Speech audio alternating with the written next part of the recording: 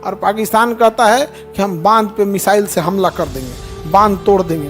कोई ठीक नहीं है, तोड़ हो सकता है, लेकिन ऐसा तो हम लोग नहीं किए कि ताज होटल में आके बम फोड़ दिए हैं। पाकिस्तान का एक MP कह रहा था कि हम जब हमला करेंगे तो हीरोइनियों को हम लोग मतलब अपने यहाँ ले आके नचवाएंगे और गुलाम बना के रख देंगे एक्टर्स को। अरे पाकिस्तानियों, उनका सैंडल 2.5 लाख का आता है, खरीदने की औकात है। आज भी पाकिस्तान वगैरह के पास छोड़ने की, रॉकेट छोड़ने की क्षमता नहीं है। मिसाइल उसाइल बना के रख ले ऐसे, सब तो इंसान मिसाइल बना के रखा हुआ है। अभी पाकिस्तान की कुछ बहुत बड़ी बड़ी कमजोरियां हैं। भारत सरकार अगर बस स्टैंड ऑफ कर देना 6 महीने के लिए तो ख़त्म हो जाएगा वहाँ पर।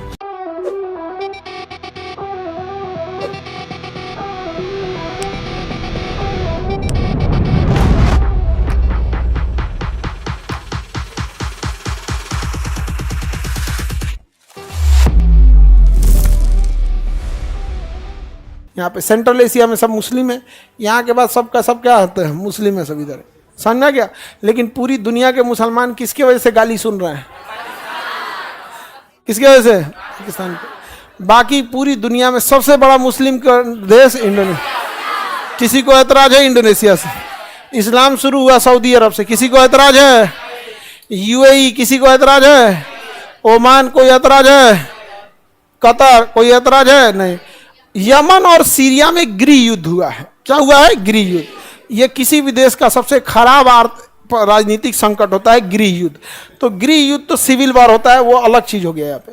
लेकिन क्या यमन का आदमी भारत में बम फोड़ के चल गया? सीरिया का तालिबान क्या इंडिया में आया कुछ करने? कुछ नहीं है। उसका कहना हमारा मतलब तो अफगानिस्तान से काम खत्म हो गया। लेकिन ये पाकिस्तान वाला है, ये बैल है, सब बैल।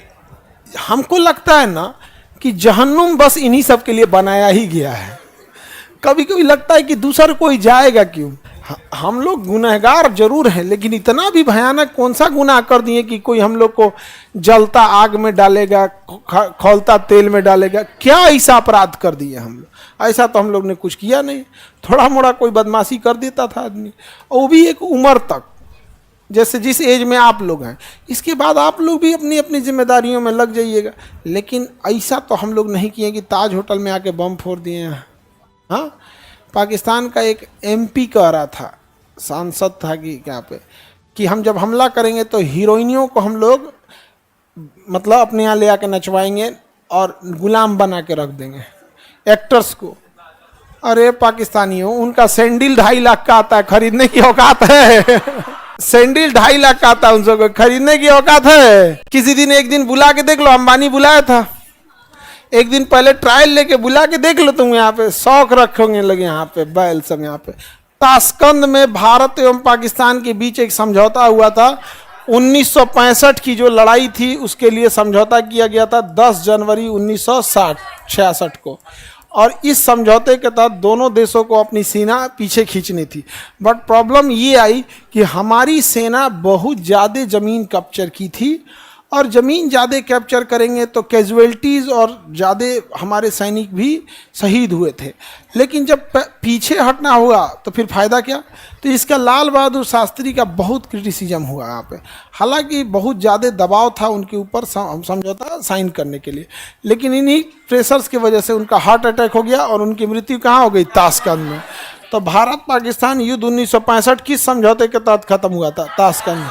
अब देखो, राजस्थान के लोग परेशान है किससे? गर्मी से, पानी की समस्या से। कश्मीर का पानी अभी तक नहीं ला पाए लोग। हम लोग लाख गरिया ले कि 70 साल में क्या हुआ था, 70 साल में क्या हुआ था?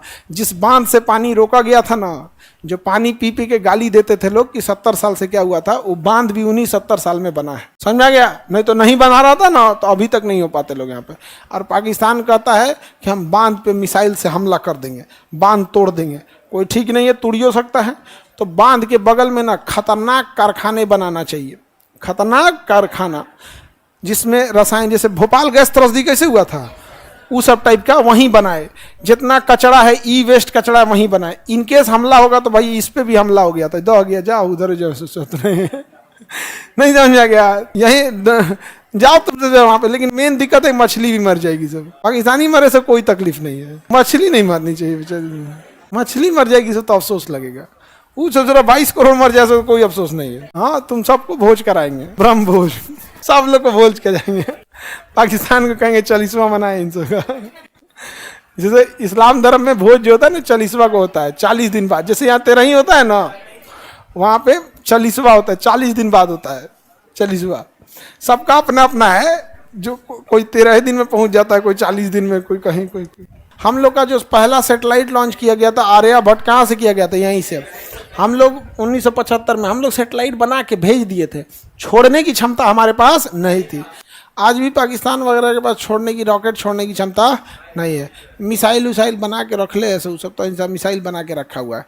अभी पाकिस्तान की कोई बहुत बड़ी बड़ी कमजोरियां हैं, अभी उसको नहीं समझ। भारत सरकार अगर बस स्टैंड ऑफ कर देना 6 महीने के लिए तो ख़त्म हो जाएगा वहाँ पर।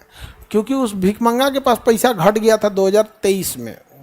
पाकिस्तान के पास 2023 में बहुत पैसे की शॉर्टेज हो गई थी, और जस्ट लॉकडाउन ख़त्म होने के कारण भी इंडस्ट्रियलाइजेशन भी ज़्यादा नहीं था। 2023 में वहाँ पे इमरान खान को हटा के सरकार बनी थी सरवास, अरे जो अभी बुढ़वा है, शहबाज शरीफ की, तो पैसे वगैरह थे नहीं। तो उसने ना, यूक्रेन और रूस में लड़ाई हो गई और यूक्रेन को गोला बारूद कम हो गया था, तो पाकिस्तान से ख़रीदा था, तो बैला अपना आधा गोला बारूद बेच दिया है। अभी पाकिस्तान के पास बचा नहीं है। समझ में आया कि नहीं आ गया यहाँ पे? इसलिए साइलेंटली वर्क करना है।